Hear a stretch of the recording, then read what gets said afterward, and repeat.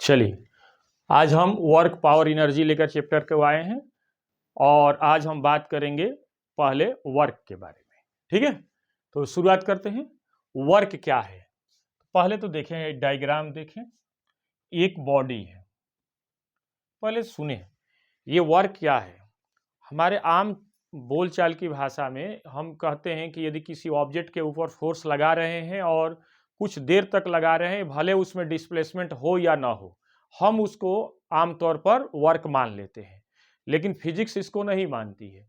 Physics क्या कहती है कि यदि किसी ऑब्जेक्ट के ऊपर फोर्स लग रहा है और यदि उसके अंदर डिस्प्लेसमेंट हो रहा है, तब हम कह सकते हैं कि वर्क हो रहा है, यानी वर्क की कैटेगरी में उसको हम काउंट करते हैं। यदि कितने भी देर तक कितना भी फोर्स, हम कितने भी मैग्नीट्यूड का फोर्स किसी ऑब्जेक्ट के ऊपर लगा लें और उसके अंदर डिस्प्लेसमेंट नहीं हो रहा है, तो फिजिक्स उसको वर्क नहीं मानती है। ओके, तो हम चलते हैं फिजिक्स के रूप में मानने के लिए। तो यहां पर देखिए, एक ऑब्जेक्ट है m किलोग्राम का, है ना, और इसके ऊपर ए फोर्स लग रहा है। अब इस ए फोर्स के कारण ये बॉडी कहां चली आई? पॉइंट ए से पॉइंट बी तक चली आई। कितना मीटर डिस्प्लेस हो गई? S meter. ठीक है। एफ न्यूटन का फोर्स लगा एम किलोग्राम की बॉडी के ऊपर और एस मीटर डिस्प्लेस हो गई। तो वर्क क्या होगा? वर्क कहता है कि वर्क क्या होता है? अप्लाइड फोर्स और डिस्प्लेसमेंट के प्रोडक्ट को हम वर्क कहते हैं। यानी एफ न्यूटन का फोर्स लग रहा है तो एफ इंटू एस ही क्या कहा जाता है? वर्क कहा जाएगा। तो हम पहले तो उसका डिफिनीशन लिखेंगे। ठीक है, नोट्स आप कंप्लीट जरूर करते चलिए, है ना। The product of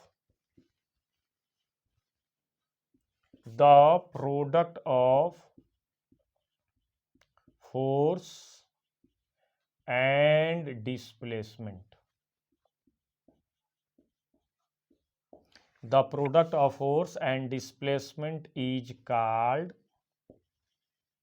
work. कैसी यूनिट होती है ये? Scalar physical quantity. किसी से रिप्रेजेंट करते हैं? W से। Represented by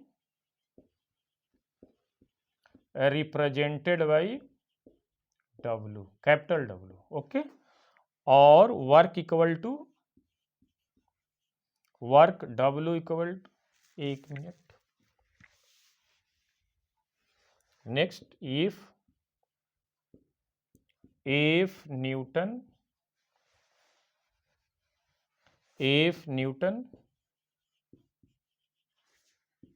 force is applied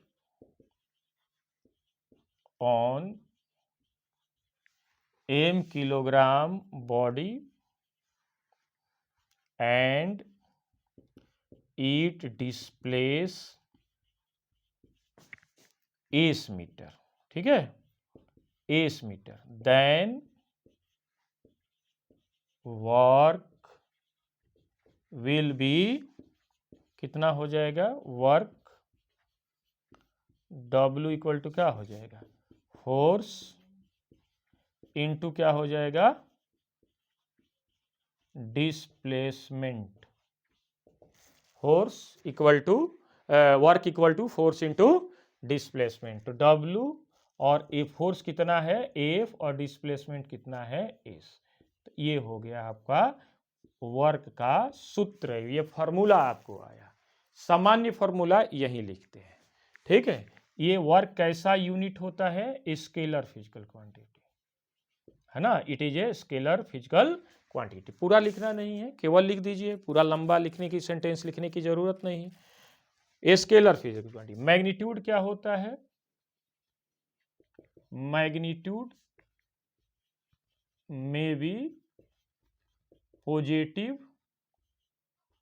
और निगेटिव और जीरो, है ना।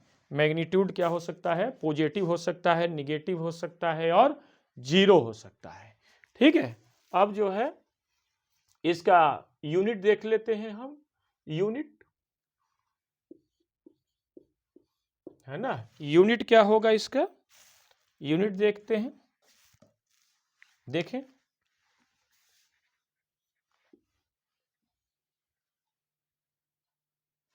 देखिए इसका यूनिट क्या होगा, न्यूटन, इसका यूनिट क्या होगा, मीटर। तो समानता क्या लिख देंगे, न्यूटन मीटर, है ना। और इसी को क्या कह सकते हैं हम, जूल। ठीक है, जूल किसका यूनिट है, वर्क का। न्यूटन मीटर किसका यूनिट है, वर्क का। और देखिए यहां पर न्यूटन को और क्या लिख सकते हैं, किलोग्राम। मीटर, एक मीटर यहां से जुड़ जाएगा मीटर, और ये क्या हो जाएगा, सेकंड माइनस 2। ठीक है, ये दोनों कैसा यूनिट हो जाएगा,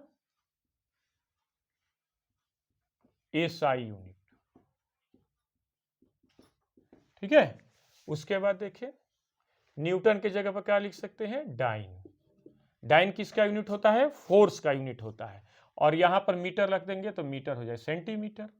ठीक है, और ये किसके इक्वल हो जाएगा, अर्ग के। अर्ग किसका यूनिट है, वर्क का। कैसा यूनिट है, सीजीएस यूनिट है। ठीक, ये हो जाएगा ग्राम सेंटीमीटर स्क्वायर, और ये क्या होगा, सेकंड माइनस 2। ये जो है यानी वर्क का कौन कौन सा यूनिट, न्यूटन मीटर या जूल एसआई यूनिट है, या किलोग्राम मीटर स्क्वायर सेकंड के पावर -2, ये भी एसआई यूनिट है वर्क का। डाइन सेंटीमीटर, डाइन सेंटीमीटर इस यही किसके इक्वल होगा, अर्ग के।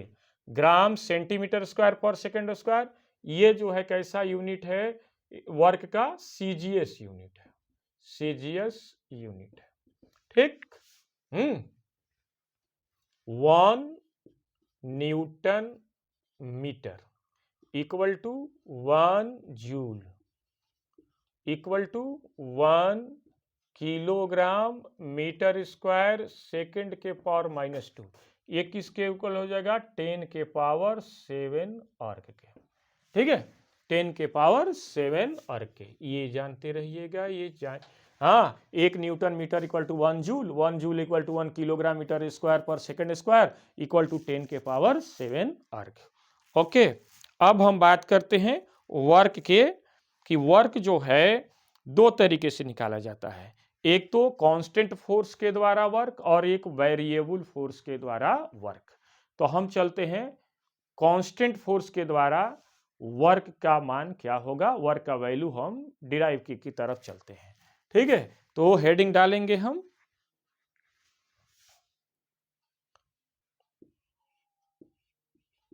वर्क डन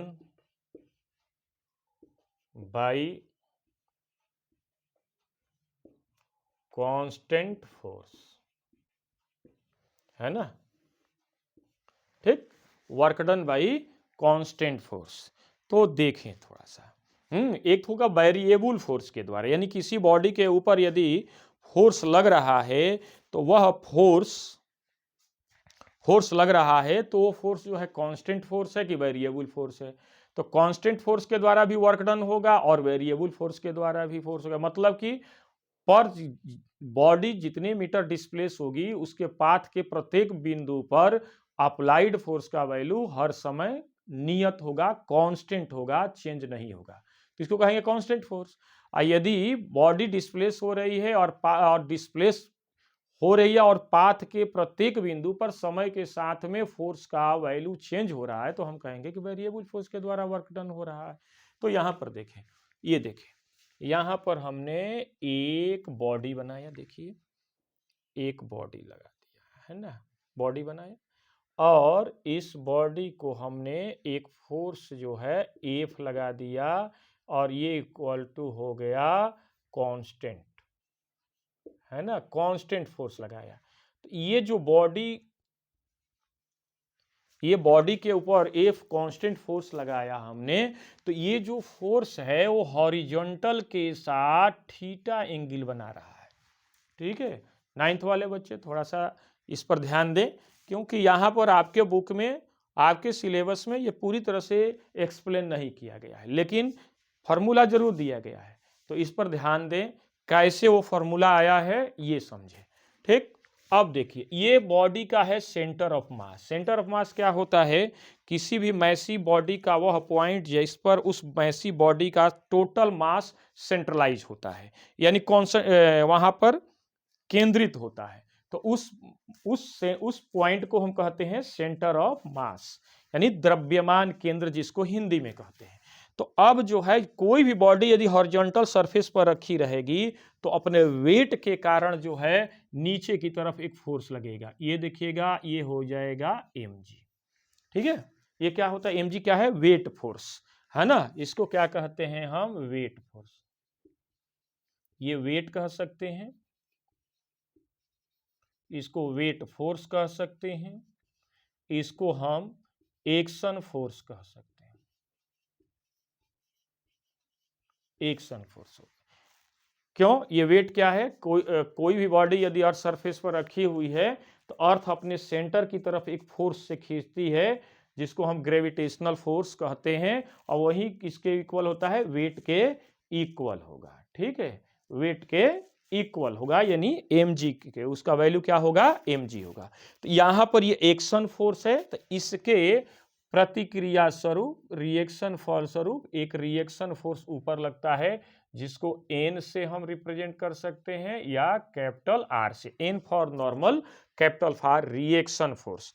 तो ये एक्शन फोर्स हो जाएगा, तो ये क्या हो जाएगा, रिएक्शन फोर्स है। दोनों एक दूसरे के इक्वल है ऑपोजिट डायरेक्शन में। यहां पर जो है एक ये फोर्स है F, इसको हम दो भागों में रिजॉल्व करेंगे। बात ध्यान दीजिएगा, बॉडी जो है इस फोर्स के कारण कितनी मीटर डिस्प्लेस हो गई, एस मीटर डिस्प्लेस हो गई। लेकिन ये फोर्स तो थीटा एंगल पर है, तो बॉडी तो इधर जा नहीं रही है।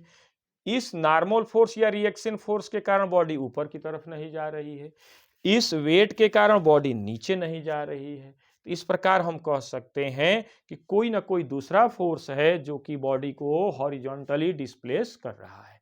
तो देखिए कौन सा ये फोर्स होगा, ये देखिए F है, तो इधर जो है ये देखिए इस फोर्स F का हम हॉरिजॉन्टल कंपोनेंट लेंगे, वर्टिकल कंपोनेंट लेंगे। तो हॉरिजॉन्टल कंपोनेंट हो जाएगा F cos थीटा हो जाएगा, वर्टिकल कंपोनेंट हो जाएगा F sin थीटा। ओके, तो देखिए इस फोर्स का जो हॉरिजॉन्टल कंपोनेंट है ये F, ये जो है F cos थीटा, इसको हम क्या कहेंगे, इसको हम कहेंगे हॉरिजॉन्टल कंपोनेंट, है ना। इसको क्या कहेंगे, हॉरिजॉन्टल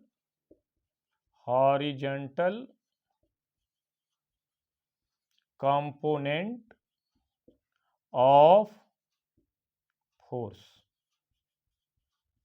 है ना, F। और इसको क्या कहेंगे हम, vertical component of force F।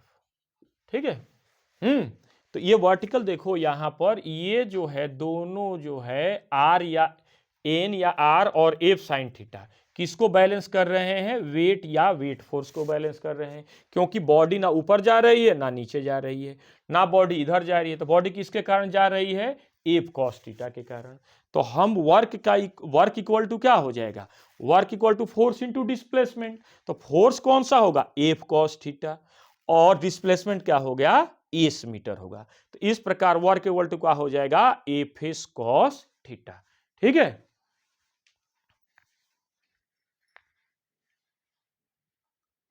चलिए तो देखिएगा, तो हम क्या लिखेंगे, work equal to work, W equal to क्या लिखेंगे, हॉरिजॉन्टल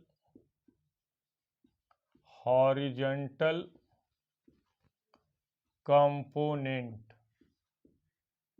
ऑफ फोर्स इनटू क्या हो जाएगा, डिस्प्लेसमेंट, है ना। थोड़ा सा ध्यान दीजिए क्योंकि आपके बुक में यही लिखा है, तो समझना तो पड़ेगा ही, क्योंकि नहीं समझेंगे क्वेश्चन नहीं निकल पाएगा। हॉरिजॉन्टल कंपोनेंट क्या हो जाएगा, F cos theta, into displacement क्या होगा, एस। तो इस तरह से हम क्या लिख देंगे, work equal to F S cos theta. यही फॉर्मूला आया आपका यदि किसी बॉडी के ऊपर कांस्टेंट फोर्स लग रहा है तो और वह फोर्स हॉरिजॉन्टल के साथ थीटा एंगल बना रहा है। देखिएगा, यदि किसी बॉडी के ऊपर कांस्टेंट फोर्स लग रहा है और वह कांस्टेंट फोर्स हॉरिजॉन्टल के साथ थीटा एंगल बना रहा है तो उस स्थिति में वर्क डन का वैल्यू क्या होगा, एफ एस कॉस थीटा होगा। ठीक है, अब हम देखेंगे कि जैसा कि हमने बताया था कि वर्क का वैल्यू पॉजिटिव हो सकता है, निगेटिव हो सकता है और जीरो हो सकता है। हम इसके कैसे होगा ये हम बताएंगे, साथ ही साथ इसके एग्जाम्पल बताएंगे कब वर्क डन का वैल्यू पॉजिटिव किन किन परिस्थितियों में होता है, कौन सी फिनोमेना है, कौन सी घटना है जिसमें वर्क डन का वैल्यू पॉजिटिव आएगा, कौन सी फिनोमेना कौन सी घटना है जिसमें वर्क डन का वैल्यू निगेटिव आएगा और कब कब जो है जीरो आएगा। तो पहले तो देखते हैं यहां पर, है ना, व्हेन थीटा इक्वल टू क्या हो जाएगा, थीटा इक्वल टू 0 डिग्री। यानी 0 डिग्री का मतलब ये, थोड़ा देखें इसको डायग्रामेटिकली थोड़ा समझें कि यहां पर ऑब्जेक्ट है, ये ऑब्जेक्ट है और ऑब्जेक्ट को हमने क्या किया, एस मीटर डिस्प्लेस कर दिया। देखते चलें क्यों, है ना, नोट्स कंप्लीट करते चलें, है ना। अब देखिए, मान लीजिए कि ये जो है हमने एफ लगाया फोर्स और एफ फोर्स लगाया और अप्लाइड फोर्स की ही डायरेक्शन में डिस्प्लेसमेंट हो रहा है। तो अप्लाइड फोर्स जो है, देखिए फोर्स इधर है और डिस्प्लेसमेंट भी इधर है, तो दोनों के बीच का एंगल थीटा इक्वल टू कितना हो गया, 0। हाँ, तो इसमें हम वैल्यू रख देंगे, W इक्वल टू क्या हो जाएगा, एफ एस कॉस थीटा, है ना। तो W इक्वल टू क्या हो जाएगा, एफ एस कॉस 0 डिग्री। और कॉस 0 डिग्री का मान क्या होता है, कॉस 0 डिग्री का मान होता है +1। ठीक है, तो ये क्या हो जाएगा, +1 हो जाएगा, तो ये हो जाएगा एफ इंटू एस। ठीक, इसके पीछे कुछ नहीं है, कुछ नहीं है तो क्या मानेंगे हम, पॉजिटिव। तो ये क्या हो गया, ये क्या है, positive value of work done, W dot D मतलब work done, positive value of work done. अब हम बात करेंगे कि यदि इस एंगल का मान जो है 180 डिग्री होगा तब वर्क डन का वैल्यू क्या होगा। तो ये positive value of work done हो गया। ठीक है, आगे बढ़ते हैं हम। देखें, ये तो पहला कंडीशन हो गया। ठीक, दूसरा कंडीशन देखें, when theta equal to 180 degree, है ना। और कॉस देखिए 180 का मान जो है यहां पर हम रखेंगे, तो कॉस 180 का मान होता है -1। ठीक है, तो देखिए यहां पर हम डायग्रामेटिकली दिखा रहे हैं आपको, ये है क्या, m किलोग्राम की बॉडी और बॉडी के अंदर ये फोर्स लग रहा है, फोर्स लग रहा है इधर। ठीक, और डिस्प्लेसमेंट हो रहा है उसके अपोजिट डायरेक्शन में। देखिए एस मीटर डिस्प्लेसमेंट हुआ। ठीक, तो देखें डिस्प्लेसमेंट इधर राइट साइड में और अप्लाइड फोर्स क्या है, लेफ्ट साइड में। तो देखिए दोनों के बीच का एंगल कितना है, थीटा इक्वल टू 180 डिग्री। ठीक है, तो अब क्या करेंगे हम, work done, work equal to F S cos theta, theta का वैल्यू 180 डिग्री रखेंगे, तो F S cos 180 degree. Cos 180 का मान, 180 का मान कितना होता है, -1। इस प्रकार जो है ये आएगा आपका वर्क डन का वैल्यू नेगेटिव। ठीक, तो ये क्या हो गया, negative value of work done. ठीक है, ये निकल कर आया। आप अब क्या करेंगे, तीसरा देखेंगे, व्हेन थीटा इक्वल टू, क्योंकि हमने बात किया था कि वर्क डन का वैल्यू पॉजिटिव हो सकता है, निगेटिव हो सकता है और जीरो भी हो सकता है। तो कैसे पॉजिटिव होगा, आपने देखा कि अप्लाइड फोर्स और डिस्प्लेसमेंट एक ही डायरेक्शन में है, तो इसलिए जो है थीटा का वैल्यू जीरो होगा, इसलिए वर्क डन का मान पॉजिटिव होगा। यहाँ पर देखिए अप्लाइड फोर्स है और अप्लाइड फोर्स के अपोजिट डायरेक्शन में डिस्प्लेसमेंट हो रहा है, तो इस स्थिति में देखिएगा अप्लाइड फोर्स और डिस्प्लेसमेंट, ये राइट साइड ये लेफ्ट साइड, तो इस स्थिति में वर्क डन का वैल्यू क्या होगा, निगेटिव होगा। अब हम जीरो की तरफ चलते हैं, थीटा इक्वल टू क्या हो जाएगा, थीटा इक्वल टू कितना होगा 90 डिग्री, है ना। तो cos 90 का वैल्यू क्या होगा, जीरो होगा। ठीक है, तो ये देखिए डायग्रामेटिकली देखिए,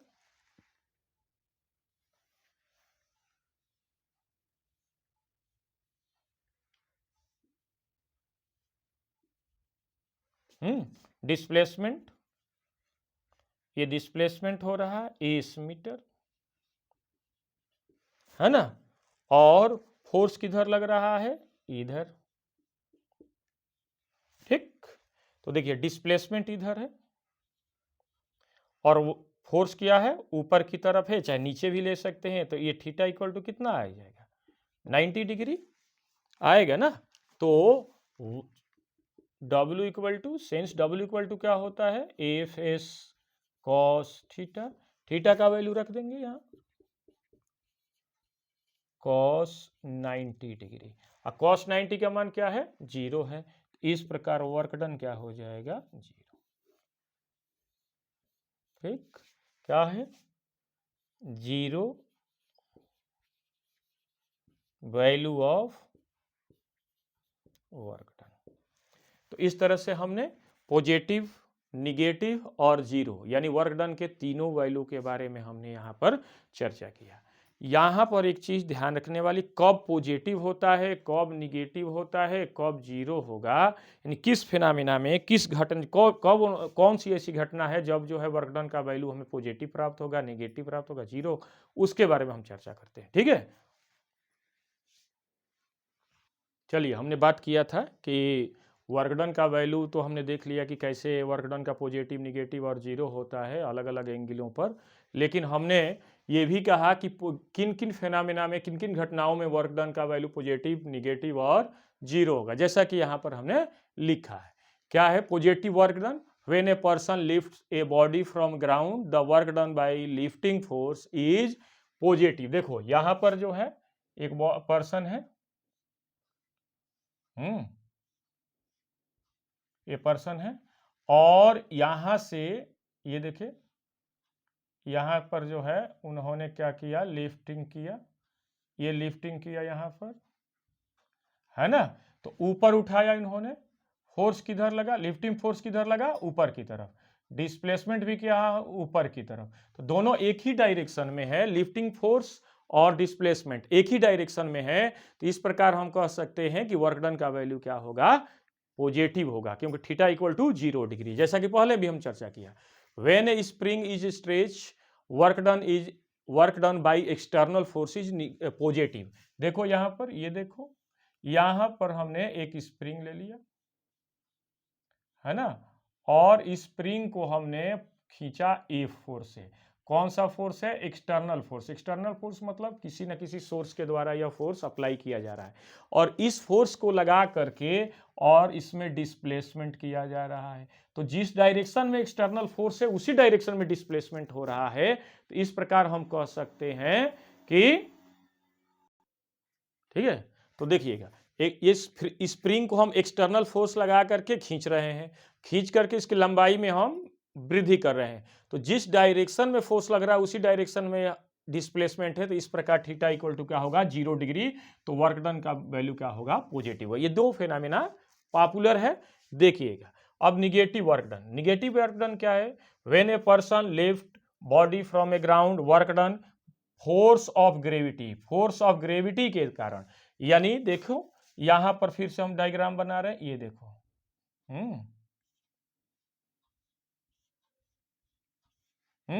अब देखो यहां पर जो है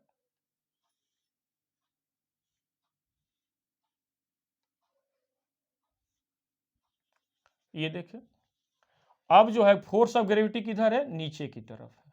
डिस्प्लेसमेंट किधर है, ऊपर की तरफ है। ठीक है, यानी ऊपर की तरफ लेकर जा रहा है तो ग्रेविटी क्या होगी, नीचे की तरफ लगेगी, यानी ग्रेविटेशनल फोर्स किधर लगेगा, नीचे की तरफ लगेगा। डिस्प्लेसमेंट ऊपर की तरफ हो रहा है, तो दोनों के दोनों क्या है, अपोजिट डायरेक्शन में है। इसलिए angle equal to theta equal to कितना होगा, 180 डिग्री। इसलिए जो है वर्क डन का वैल्यू क्या होगा, निगेटिव होगा। Work done by frictional force, देखिए थोड़ा सा ये भी डायग्राम देखें। ये जो है रफ सरफेस है, हॉरिजॉन्टल सरफेस है, एक बॉडी है इस पर रखी हुई है, फोर्स इधर लग रहा है, फ्रिक्शनल फोर्स इधर है। तो देखिएगा काइनेटिक फ्रिक्शन, तो ये एक्सटर्नल जो फोर्स है ये राइट साइड में है, फ्रिक्शनल फोर्स इधर है। फ्रिक्शनल फोर्स लगते हुए भी ये बॉडी कहां चली आई, इस डायरेक्शन में। देखिए ये, एक मिनट, एक्सटर्नल फोर्स इधर लग रहा है, यानी फ्रिक्शनल फोर्स इधर लग रहा है, और डिस्प्लेसमेंट किधर होगा, एस मीटर इधर होगा। एस मीटर इधर होगा। तो देखिए डिस्प्लेसमेंट इस डायरेक्शन में है और फ्रिक्शनल फोर्स इसके अपोजिट डायरेक्शन में है। तो इस प्रकार कह सकते हैं कि फ्रिक्शनल फोर्स के द्वारा वर्क डन का वैल्यू क्या होगा, निगेटिव होगा। When A positive charge is move towards another positive charge, ये देखिए एक पॉजिटिव चार्ज ये है, तो इसके कारण जो है इसके चारों तरफ क्या होगा, इलेक्ट्रिक फील्ड होगा। अब यदि हम कोई भी चार्ज पार्टिकल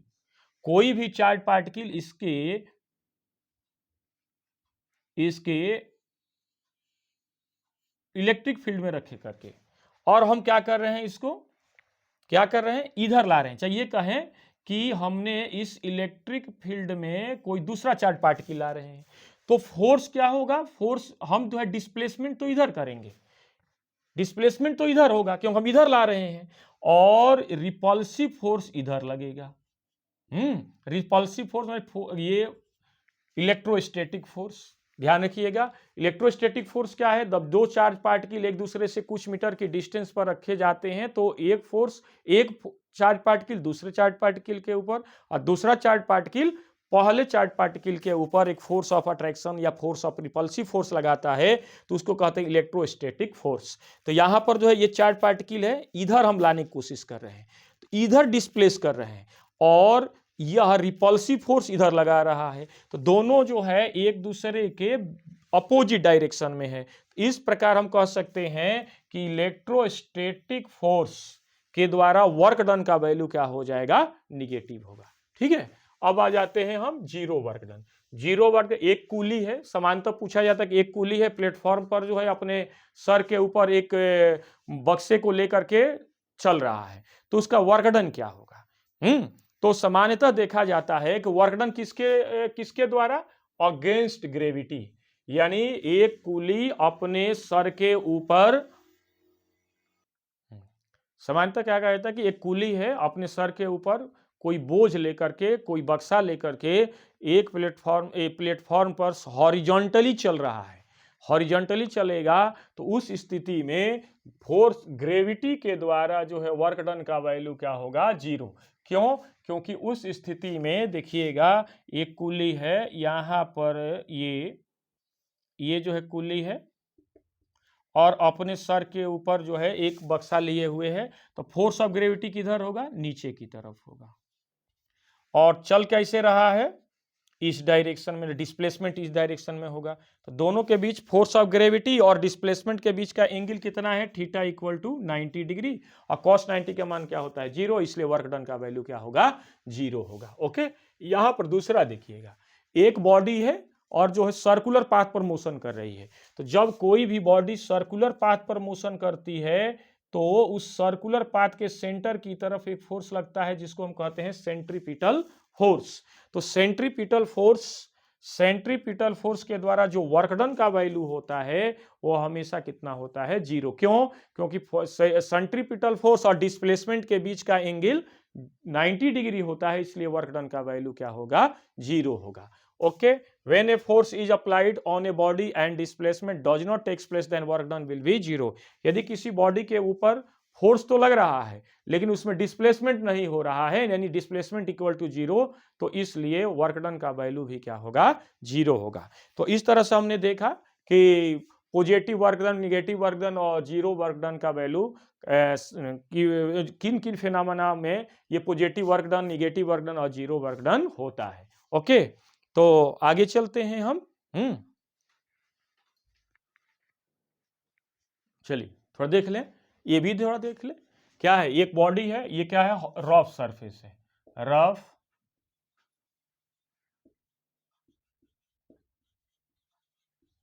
हॉरिजॉन्टल सरफेस। ठीक, रफ सरफेस यानी इस पर कहीं ना कहीं फ्रिक्शन लग रहा है। तो बॉडी आगे की तरफ एक कांस्टेंट फोर्स लग रहा है, तो नीचे की तरफ क्या हो जाएगा, mg, जिसको हम क्या कहेंगे, वेट कहेंगे, है ना। और क्या कहेंगे, वेट फोर्स कहेंगे। और क्या कहेंगे, एक्शन फोर्स कहेंगे, है ना। तो रिएक्शन भी होगा ऊपर की तरफ, ये एन या क्या कहेंगे, आर। एन को क्या कहेंगे, नॉर्मल फोर्स, नॉर्मल फोर्स, और इसको क्या कहेंगे, रिएक्टिंग फोर्स। ठीक है। अब देखिए आगे की तरफ जा रहा है तो फ्रिक्शनल फोर्स किधर होगा, पीछे की तरफ, क्योंकि फ्रिक्शन क्या है, फ्रिक्शन वह फोर्स है, फ्रिक्शनल फोर्स वह फोर्स है जो किसी भी बॉडी के मोशन का अपोज करता है। तो ये आगे की तरफ जाएगी तो फ्रिक्शनल फोर्स पीछे की तरफ होगा। पूछता है कि work done by frictional force कितना हो जाएगा, कितना हो जाएगा, माइनस एफ इंटू एस। क्यों होगा, क्यों होगा, क्योंकि डिस्प्लेसमेंट किधर हो रहा है, इस डायरेक्शन में हो रहा है, राइट साइड में हो रहा है डिस्प्लेसमेंट। और frictional force, work done by frictional force क्या होगा, निगेटिव। क्यों, क्योंकि फ्रिक्शनल इधर, फ्रिक्शनल फोर्स किधर लग रहा है और डिस्प्लेसमेंट राइट साइड में हो रहा है। तो दोनों के बीच का एंगल कितना है, 180, और कॉस 180 का मान कितना होता है, -1 होगा। ठीक, और देखिए दूसरा, work done by weight force, weight या वेट फोर्स किसके इक्वल होगा। देखिए नीचे की तरफ है डिस्प्लेसमेंट, देखो थीटा इक्वल टू कितना है, 90 डिग्री। डिस्प्लेसमेंट और वेट के बीच का एंगल कितना है, 90 डिग्री है। तो ये कितना हो जाएगा, जीरो होगा। ठीक है, क्लियर, समझ रहे हैं। ये work done equal to F S cos theta. तो work done equal to F S cos 90 degree, 90 degree, cos 90 का मान कितना होगा, जीरो। तो वर्क डन के हो जाएगा जीरो। ठीक है, अब देखिए थर्ड, देखिए work done by normal force, normal force और R reacting force, reacting force किसके इक्वल हो जाएगा, देखिए W इक्वल कितने के इक्वल होगा, जीरो। कैसे जीरो होगा, क्योंकि W इक्वल टू क्या होगा, देखो यहाँ पर ये n है और डिस्प्लेसमेंट के बीच का थीटा इक्वल टू कितना होगा, 90 डिग्री। तो एफ एस कॉस थीटा, और कॉस थीटा का वैल्यू 90 डिग्री है, तो इसलिए एफ एस कॉस 90 डिग्री, इसलिए वर्क डन का वैल्यू क्या होगा, जीरो। तो इस प्रकार फ्रिक्शनल फोर्स के द्वारा वर्क डन का वैल्यू क्या होगा, निगेटिव होगा। वर्क डन का वैल्यू जो है वेट या वेट फोर्स के द्वारा जीरो होगा। Work done by normal force या रिएक्टिंग फोर्स के द्वारा वर्क डन का वैल्यू क्या होगा, जीरो होगा। तो इस तरह से हमने आज यहाँ तक पढ़े।